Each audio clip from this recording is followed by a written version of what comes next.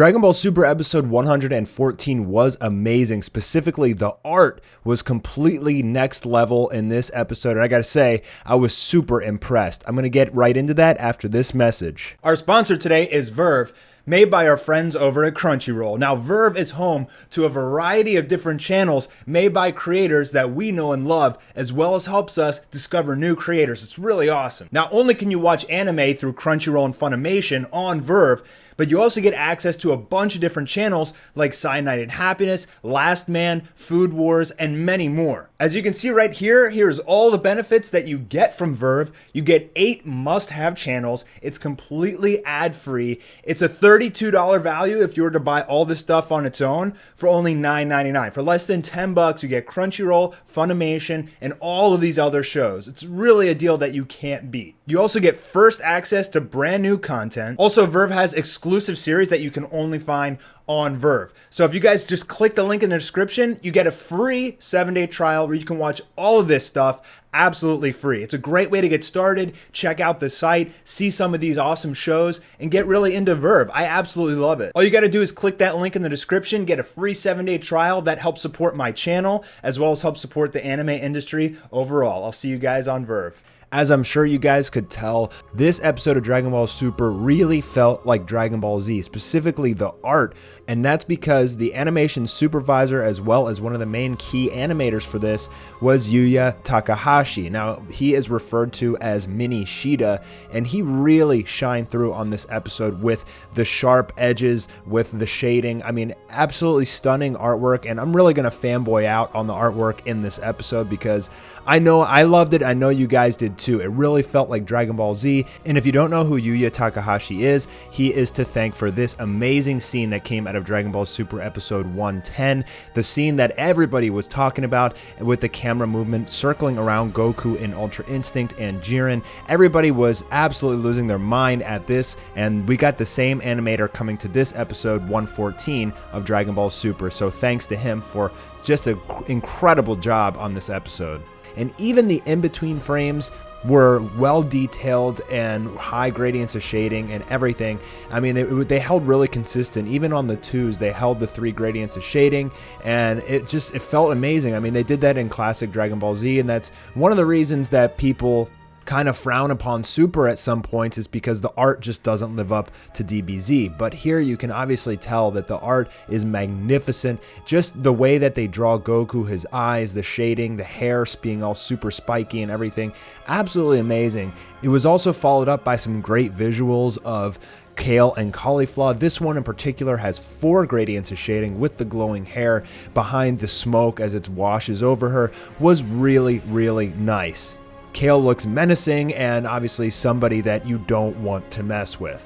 Now, when Kale transformed back in her Berserker stage, it blew everybody away. Even Beerus was surprised, and at that point, even Jiren flinched. Now, I think this is something that we should talk about because we saw his hands move, but we didn't really learn anything about that. There was no dialogue or context to why his hands moved or why he flinched. But I believe that the reason that they were showing this was to emphasize how strong Kale's power is. And as she powered up into her Berserker form, that burst of power disrupted Jiren's meditation ever so slightly, but not enough for him to wake up or even raise an eyebrow. It's just that explosion of ki kind of just like made him flinch a tiny bit, but it's nothing to Jiren. We saw him take out Kale's Berserker mode before without a problem, and I don't think still she's a problem to him whatsoever.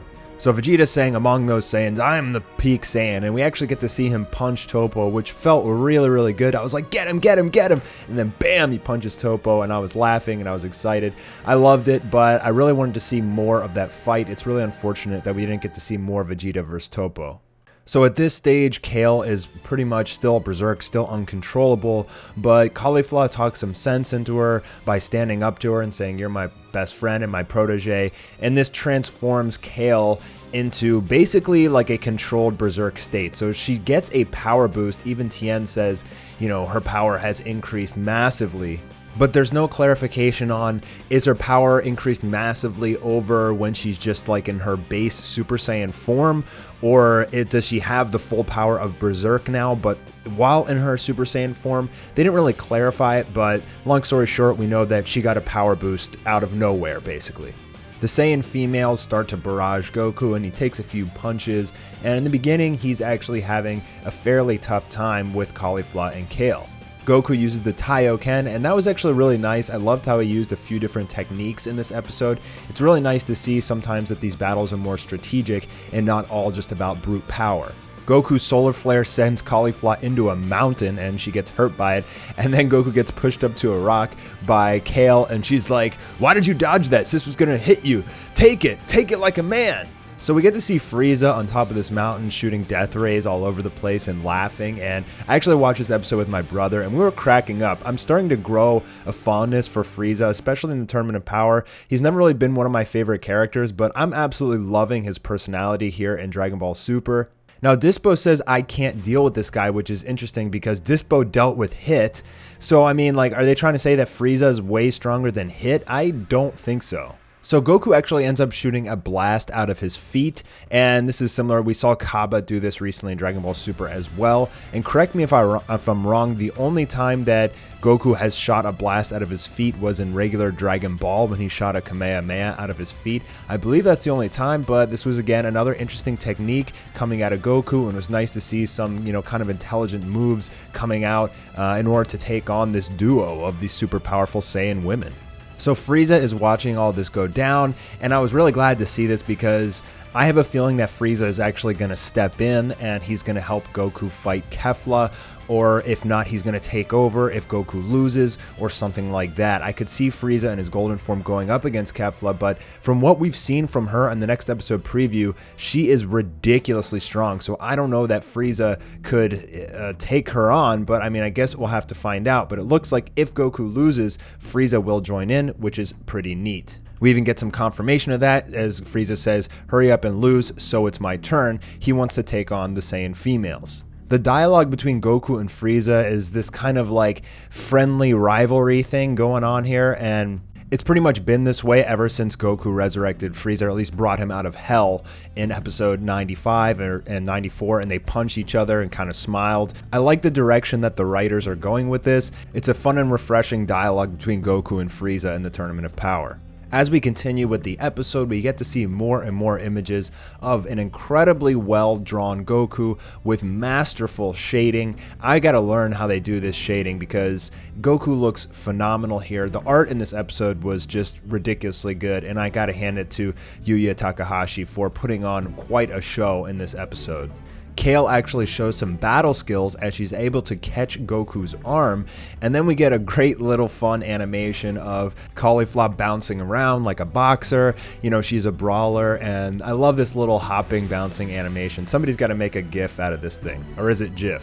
I don't know. Let's continue. So Caulifla lands a punch into Goku's stomach as he's getting held down by Kale, and things aren't really looking too good for Goku. He's taking a lot of damage from these two powered up Saiyan females, and we get another absolutely beautiful animation here of Caulifla throwing a swarm of punches and Goku's blocking some and taking some. Again, the artwork is amazing here, and you can see that even though this is a fast-paced scene, they still maintain those 3 levels of shading and the well-drawn Goku throughout. They did not spare on animation art this episode. Even Krillin, I think this is the best drawn Krillin in Dragon Ball ever with the shading and everything. I mean, look at this Krillin. Like, the art is ridiculous. They should make Takahashi the main supervisor for all of Dragon Ball Super moving forward, in my opinion. So Goku uses the instantaneous movement, but somehow Caulifla is able to predict where he's going to end up and then blasts him, which is okay. I mean, it doesn't really make too much sense, but I guess she's a genius. Goku here finally powers up into Super Saiyan God, and the art for Super Saiyan God in this episode was the best Super Saiyan God we have seen so far. I mean, the shading on the hair, they make Goku's face much sharper, which I absolutely love, and very contrary to the way that they've drawn Super Saiyan God in the past with very round eyes. This Super Saiyan God Goku looks so badass. I absolutely love the sharp features and the smaller eyes, and I gotta say, I hope that they draw God Goku like this moving forward. Caulifla just says he's starting with red. They don't really know that it's God, I guess. And Kale says red or blue, it's all the same. I guess they can't feel his ki. They don't know he's a god. And they don't know that this form is way stronger than Super Saiyan 3, which they were very amazed at earlier. Goku starts to shoot these cool little almost like death rays of his own finger beams out at Caulifla and Kale, and they go and dodge them and then charge in at Goku. And right here I'm thinking to myself, man, Goku really better beat down these girls as Super Saiyan God, because God is such a massive power boost over Super Saiyan 2, and fortunately they did play true to power levels here in this episode, as Goku really didn't have too tough of a time being Super Saiyan God. He took them both on simultaneously and pretty much kicked their asses, and I was like, okay, good, thankfully. I was a little bit worried that since Goku used the Super Saiyan Blue Kamehameha against Kale earlier and it didn't do anything, that he would lose this fight as Super Saiyan God, but showing us that before, when Goku was blue and used that Kamehameha, he was very low in power. He was probably, between Super Saiyan 2 and 3 ki or something like that. That would probably make some sense. So after a slew of absolutely beautiful and stunning images of Super Saiyan God Goku with 3 gradients of shading, I absolutely love this picture. My God, I love that picture so freaking much. He shoots out these duo homing energy balls and it tracks down Caulifla and Kale. Kale's able to throw hers away, but Caulifla unfortunately gets blasted by one and takes a ton of damage. And she is pretty much down for the count at this point. She can't even really stand up, and that's when she tells Kale to bust out the Potara earring that they were given before the tournament, and we get a little flashback. So anybody who speculated that they had the Potaras in their pocket was correct, because they pull out these Potaras, and as Goku shoots this angry, super well animated Kamehameha. This is my favorite animation of the entire episode, because you can really feel the thrust and the power of Goku's body weight behind this Kamehameha as he shoots it and the camera rotates around him. Excellent animation right there. Again, we get to see some of the best art we've ever seen in Dragon Ball Super and the best pictures of Super Saiyan God we've ever seen in Dragon Ball Super. And Goku is very surprised because out comes Kefla. Now, her power has been very speculative up until this point, and in my last video that I talked about her, I said I have a feeling that the writers are going to make her insanely OP, even though she should probably only be about God level. She's going to be ridiculously OP, just the way that they're bringing them into the show. I just had this feeling, and lo and behold, she has near infinite power. Now we actually get a very awesome and important factoid coming out of Dragon Ball Super in this episode, finally giving us some information canon-wise as to how strong a Potara fusion is. There's always been a ton of debate as to how strong a fusion is in general.